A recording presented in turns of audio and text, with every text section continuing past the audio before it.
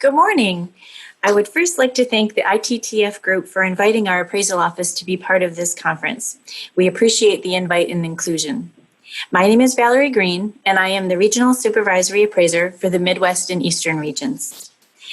With me today to provide our presentation are two review appraisers from the Midwest region also, Michelle Basina and Michelle Davidson. I am going to do a brief introduction of myself, and then I have asked the reviewers to do the same. So, a little background on me, for those who haven't worked with me before, although I know several of you have. I hold the highest appraisal license, a certified general license with the state of Wisconsin. I am a member of the Bad River Band of Lake Superior Chippewa Indians. I live with my husband and 3 children on our beautiful reservation. I first started my federal career 28 years ago with the Bureau of Indian Affairs. I worked in administration, roads, and real estate services before moving into appraisals way back in 2000. Throughout this long career in appraisals, I've had the opportunity to appraise, write, and review reports across many states and reservations throughout the United States. And again, I currently am the supervisory appraiser here in Midwest. And now I would like to introduce Michelle Basina to give a little background on herself. Hello, I'm Michelle Basina. I am a member of the Red Cliff Band of Lake Superior Chippewas, and I currently reside there. I hold a certified general appraisal license from the state of Wisconsin since 2007. I attended UW-Platteville and graduated from there. I have worked with the federal government for 18 years in both land consolidations and appraisals. I have completed appraisals and reviews in the Midwest region, Rocky Mountain region, and the Great Plains region. And here's Michelle Davidson. Hello, my name is Michelle Davidson. I am a member of the Lucudere Band of Lake Superior Chippewa Indians. I hold a certified general appraisal license with the state of Wisconsin since 2004. I have been working with the federal government for 25 years, beginning in real estate services with the Bureau of Indian Affairs, Great Lakes Agency. In 2001, I moved into appraisal services. During my time in appraisals, I have completed appraisal assignments all throughout the entire United States, doing work for various appraisal assignments for all of the BIA regions, as well as central office. With that, I will give it to Valerie Green to continue on with our presentation. Thank you, Michelle.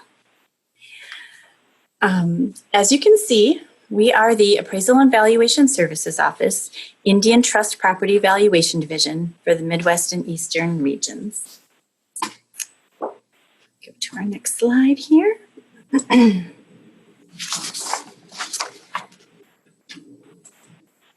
I would like to start out by providing a brief history of the appraisal office, where we have been housed and where we are now. In the beginning, appraisals was a program that was within the Bureau of Indian Affairs under the Realty Officer. That was then seen as a conflict of interest, and in 2002, we were moved out of the Bureau of Indian Affairs and into the Office of the Special Trustee for American Indians, also called OST. The Indian Trust Reform Act, ITARA, came along and called for appraisals within the department to be under a single entity. A March 2017 Presidential Executive Order number 13780 supported that consolidation of the areas of similar service. In June of 2017, a decision memorandum was issued and work to consolidate the department's appraisal program began. The consolidation was completed in March of 2018 with Secretarial Order number 3363. Now our office is under the Office of the Secretary, Appraisal and Valuation Services Office, and our division is called the Indian Trust Property Valuation Division, still within the Department of Interior. This slide is just a graphic representation of the AVSO structure. AVSO is led by our new director, Mr. Tim Hansen. Under him, he has a principal deputy director who oversees the 4 new divisions. Each of the divisions are led by a deputy director. Our division, again, Indian Trust Property Valuation Division, is currently led by Ms. Iris Chrisman, and she is in Albuquerque, New Mexico. As you just saw in the last slide, there are 4 divisions, One of those is the Division of Mineral Evaluation, which provides mineral evaluation support to the other 3 divisions when needed. Another division is the Federal Lands Division. This is where all the other Department of Interior appraisal departments were combined. Their clients are the Bureau of Land Management, Bureau of Reclamation, Fish and Wildlife Service, and the National Park Service. Our Indian Trust Property Valuation Division continues to serve the clients we have always served, which are the Bureau of Indian Affairs, the Bureau of Indian Education, and tribes, both direct service via the Bureau and directly to those that have compacted and contracted under Public Law 93-638. The other division is the Land Buyback Program Valuation Division, which solely supports the land buyback program for tribal nations. And now I would like to introduce Michelle Basina to continue with our presentation. In 2016, there were changes to the regs for rights-of-way. And I'm going to touch on a couple of significant changes or additions that pertain to appraisals. First, why are appraisals needed? This slide is the part that states why an appraisal is needed for your application. It states that a landowner must be compensated for the land affected and at not less than fair market value. Definitions that are important. Fair market value is defined generally in each entity, and they have their own fair market value defined. There are many different types of value that can be used. As appraisers, we are required to disclose and cite the type of value being used in our report. What is compensation? So compensation is defined as something bargained that is fair and reasonable. And it further reads that it can be damages, bonuses, throughput fees. It can be a fixed amount or a percentage of income. This allows the negotiator to be creative and have more freedom for the tribe or the entity. Fair market value will be determined by a market analysis, an appraisal, or any approved valuation method. We will either prepare one or approve one, which is the review portion from our office. And if the report is from a third party, like when the landowner gets their own appraisal, approval is based on that it is USPAP compliant and it complies with our policies, or by another governmental agency. Let me see next. Here is 2214, and here explains, that it can be prepared by a federal agency or that it complies with departmental policies. So these changes cover and allow the tribes or the government more freedom to make the process run more smoother so you can get your project completed.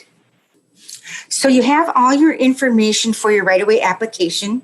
You've probably been in contact with the BIA that this project is happening. Our office will be notified of the new project. Normally, the entity waiting for the easement gets the appraisers, so we will provide a statement of work. Once you receive the statement of work, you will pick your appraiser, and we will schedule a pre-work meeting. This meeting is very important. It opens up the communication lines between all of us. The project will be discussed. Sometimes there's information that's not on paper that the appraiser needs to determine early in the process. And as a group, we can determine this in the meeting. This has a positive outcome in the ending results we find, and that's why it's so important. When your appraisal is complete, it is sent to our office in Ashland. We will then review it and send it back to the BIA, and your project is complete for that part. Now, Michelle is going to go through a statement of work with you. Hello once again. I am going to show you the various items listed in our statement of work. This is a sample. The statement of work, or SOW, is prepared by our office once the request has been entered into OASIS, which is the appraisal requesting system that we currently have. Each statement of work is drafted on a case-by-case basis, but I think it's important that we highlight some of the areas that have changed due to regulations and various other things, and to also touch on some of the key parts of the statement of work. This first page lists the basic appraiser instructions. The first big change is that all reports should be listed as AVSO DOI Appraisal Valuation Services Office as the client. This allows the AVSO reviewer and the appraiser to have direct contact and open communication, which is essential. This should help to expedite the process. AVSO will then send the letter of engagement to the appraiser once all details, price, delivery date, etc., have been agreed upon. The second comment that's highlighted here with the statement of work is that in section 5, we supply a list of AVSO approved appraisers. These are appraisers that are familiar with the process and valuation. They have established right-of-way knowledge, they're geographically competent, and hold a state certified general license. If the third-party entity does want to hire someone other than what is listed on the list, they need to meet the minimum qualifications, which I will discuss later in this presentation, as well as provide a resume, a sample of their work to our office. They must be approved by our office prior to selection of them as the qualified appraiser. The third comment here is that the third party is solely responsible for all appraisal fees. Our office will have no involvement with that. It should be noted that although this third party is responsible for the fees, this does not constitute that they be made the client or the intended user. I'm going to scroll down to the second page. The second page of the statement of work cites all the specifics of the project assignment. It is essential that this information be provided for the project to be complete. If anything is missing, it delays the completion of the statement of work, as we have to go back and forth between the BIA or the tribe and obtain the proper information. We provide this all in one page. With the statement of work, we also provide exhibits in the addendum. We list these at the bottom of this page. This is, these are not limited to just these items. There may be additional items that we would provide, but some of these are survey maps, the right-of-way application, the tribal resolution, a land description review certificate or LDR, title status reports for each of the properties, and copies of different regs that we cite throughout the statement of work, just so that they can be explained. Page 3 begins with section 2. And this section describes various requirements of the appraiser. Here, it also lists the definitions from 25 CFR Part 169.2 that Michelle Basina previously spoke about. The effective date, or date of value, unless approved for other conditions, should be the most recent date of inspection, and the inspection should be no more than 30 days prior to submission of all of these reports. The key thing here is currently, right now, at this time of the current pandemic, physical inspections need to be, or may need to be, restricted. This statement of work can be modified to reflect the situation and will be thoroughly discussed at the pre-work meeting. All of the extraordinary assumptions, hypothetical conditions that are to be used for the assignment are listed here as well. If the appraiser feels that they need to or is required to complete the appraisal appropriately, if they need to add any, they need to be approved in advance and in writing by the AVSO review appraiser that will be handling the project. I scrolled down a little bit to the following page where it lists property inspections.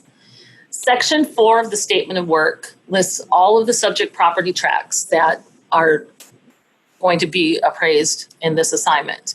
Permission to access these properties is not granted by the statement of work. This needs to be arranged with all the parties involved, the tribe, the Bureau of Indian Affairs, AVSO.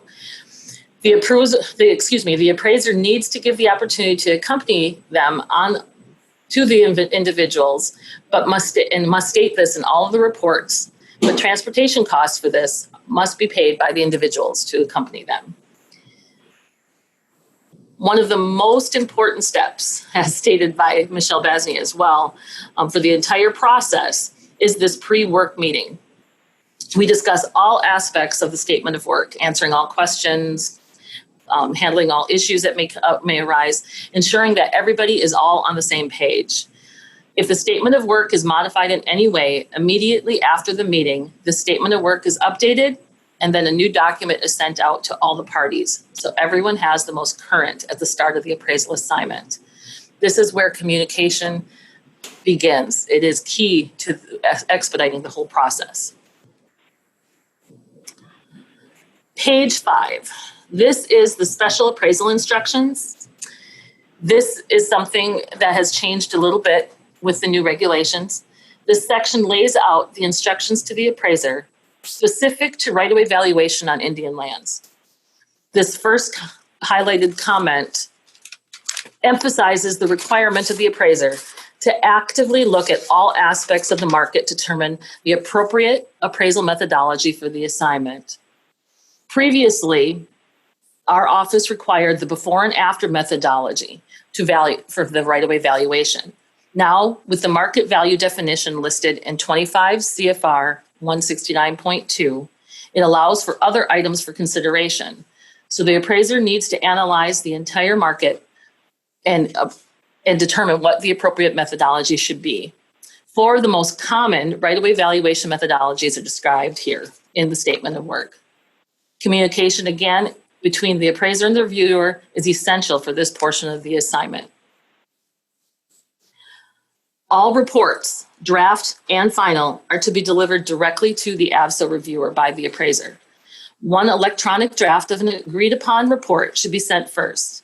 Once this report is determined to be acceptable, the AVSO reviewer will give the go-ahead for the remaining final reports to be sent.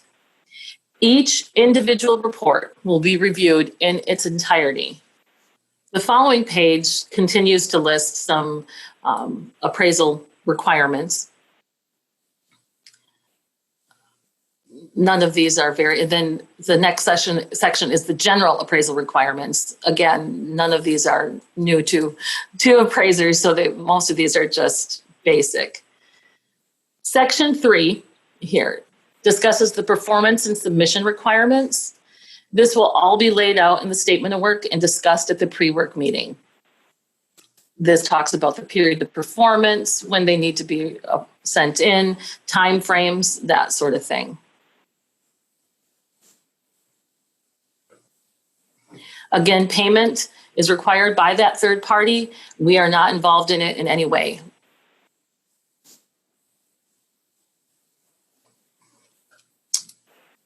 Page 9 lists all the point of contacts and their contact information for all the parties involved so that we all have the current information. Section 4 is the tract information. This is completed by our office from the data that is provided in the original OASIS request. Section 5 is the list of the AVSO approved appraisers. As stated previously, these are the appraisers that are familiar with the right-of-way process for Indian lands. They have established right-of-way knowledge, they're geographically competent, and state certified in the area of the project. If another appraiser is recommended, they must use the minimum qualifications as stated here from 43 CFR Part 100.200, as well as provide a resume and a sample work to our office prior to approval for the project. The minimum requirements are the appraiser must hold a certified general license in the state where the project is being completed. The appraiser must be in good standing with the state, and the appraiser also must comply with the Uniform Appraisal Practice, or USPAP. That's the last page of the official statement of work, but it's, again, as stated, the addenda will contain the additional documents previously stated, and they will be provided to all the parties. All the reports must comply with USPAP and these requirements stated in the statement of work. After they're reviewed by our office, the reports will be sent to BIA for further processing, and our involvement, AVSO, is complete. Now, to continue our presentation, I'm going to have it turned over to Valerie once again.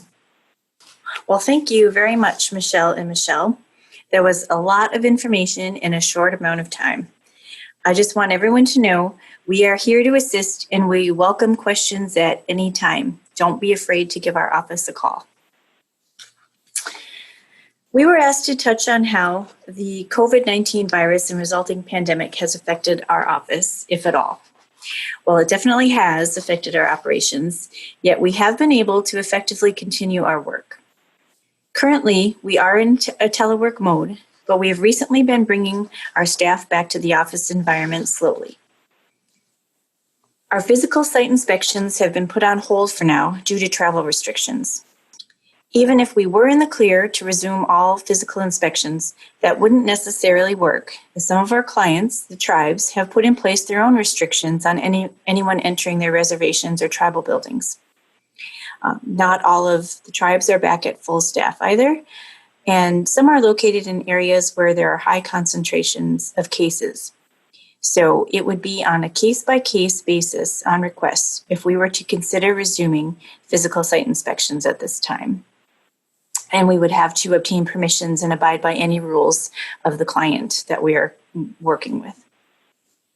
We currently continue to complete our assignments by GIS mapping, other aerial photography and maps, as USPAP does not require a physical inspection, and that was even prior to the pandemic. However, most appraisers do like to physically go to the sites that they're appraising.